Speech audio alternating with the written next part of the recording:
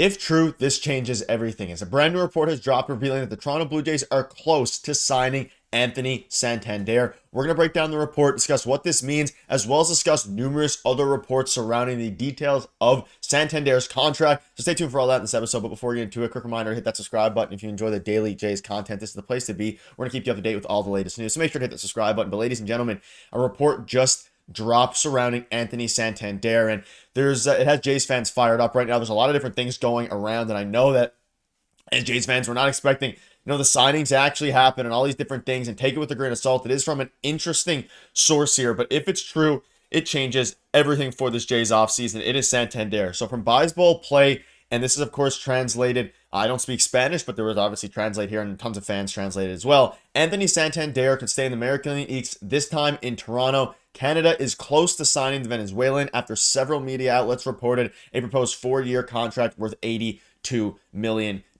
So again, according to Baseball Play, basically the article goes on to say that the Jays are close to signing Anthony Santander. Now, the exact figures are unknown, it seems, and there's some other reports as well verifying certain aspects of this report. But again, it isn't Jeff Passan, it isn't John Heyman, so take it with a grain of salt, as I always tell you guys to do here. And a lot of different things are interesting here. So I want to point this out from Cardinals Live. He tweeted this following the report from Baseball. It's weird the smoke has been Bregman for Jays and Tigers. And while that may be true, I've heard less Tigers. It seems more true that it's the Jays and Tigers for Anthony Santander. Jays are currentally being active in discussions. I get myself in trouble giving time frames, so this sounds like a little give and take from both sides. Meet in the middle, and it's done. I think the Jays need to pump up the AAV at the current term or add the guaranteed year at the current AAV. So a bunch of people are now coming out following this report and saying that, yes, a deal seems to be, the sides are working towards a deal and to get one done. But there is still a gap between what the Jays are willing to give up and what Anthony Santander wants. It seems like Anthony Santander either wants an extra year, so 5 years, $100 million,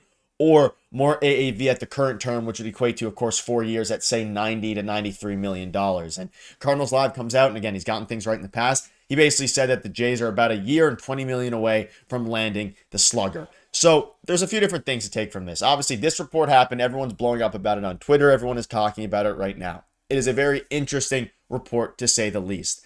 That being said, as you start to look at what this could mean for the Toronto Blue Jays, if it's true, obviously we'll dive into that. Santander is a great player, but there is still some skepticism because, again, the Jays have missed out on so many free agents. They've been finalists for so many free agents that hearing a report like this, it is almost setting ourselves up for heartbreak again. Again, we think about Juan Soto, we think about Shohei Ohtani, we think about even Corbin Burns when there was a couple of reporters saying a deal was done there, 7 years, $252 million. This could be that again. However, I do believe, and I've been saying this for a while, that Anthony Santander does end up a Toronto Blue Jay. I think that happens. I think it's ultimately what is going to be the case.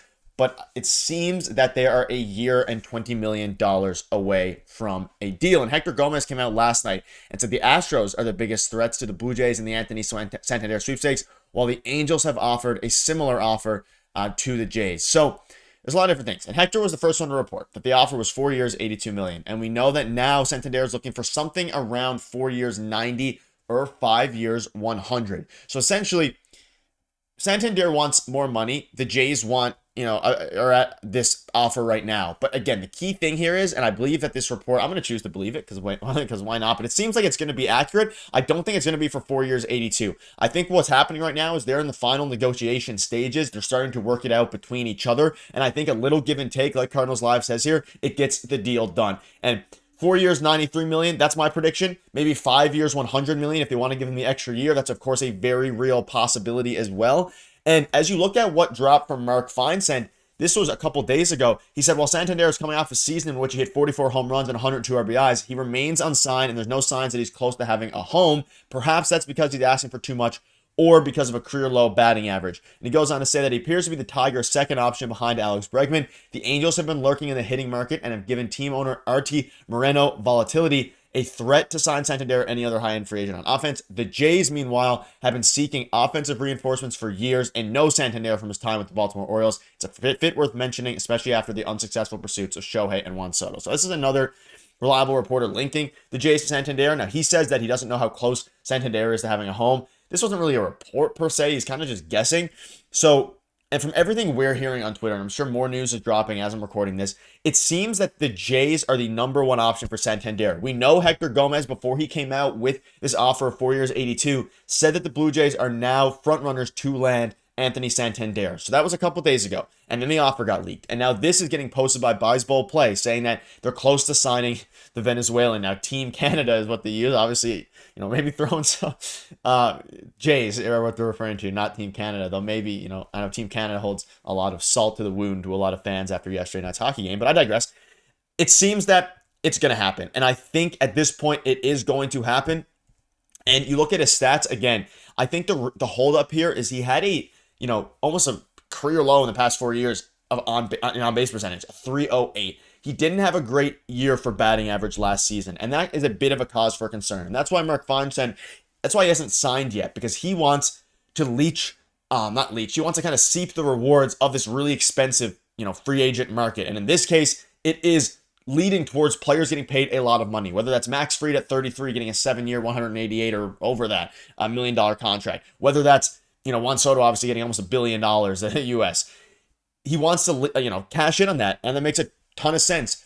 And I think that once the deal gets done, assuming it is going to get done with the Jays, maybe this video will, maybe it'll age poorly if he signs elsewhere. But it seems like, according to all these reports, it's just a matter of the Jays bumping up a little bit. And I think because of their desperation and because of the fact they missed out on so many free agents, they have no other choice now but to give Anthony Santander that extra bit of money. If they want to go out and not give him and not budge and not go over their internal valuation and miss out on another free agent, they're not going to fill any seats in the Rogers Center. Mark Shapiro's newly renovated Rogers Center is going to be pointless, and all these different things. So they have to make this deal. I think everybody knows they have to make this deal. If it costs 5 years, $100 million, screw it. He's only 29, going to be 30 years old. He's 30 years old. Yes, it's not super young, but he just is coming off a 134 OPS plus season with an 800 OPS, which would be one of the best on the team, the second best in the team aside from Vladdy. So it's like, at what point do you step up? Now is the time to step up. All signs are pointing towards him getting traded, or signed, sorry. It seems the deal is getting close to being locked in. And at this point, I hope we're not getting John Morosi V2'd again. Obviously, a bit of a less reliable reporter, not the same situation, but multiple reports are coming out. Everybody's speaking out about it. And I'm very curious to see, leave down below what your prediction is for the contract. I know a lot of you are going to be commenting about how I'm falling for it again and all these different things. There's a lot of smoke here, and usually where there's smoke, there's fire. I know with the Jays, it doesn't really fully work like that because of how many times the Jays fans have been led on. But reporting the news, and Team Canada, also known as the Blue Jays, are close to signing the slugger. And if they sign Anthony Santander and they make some other moves, I think this team is going to be okay. But let me know down below what your thoughts are on this, and hopefully the Jays finalize this soon. It seems like a deal is in the woodworks, and it's going to happen over the coming hours to days. So we're going to keep you up to date with all the latest news. Cheers.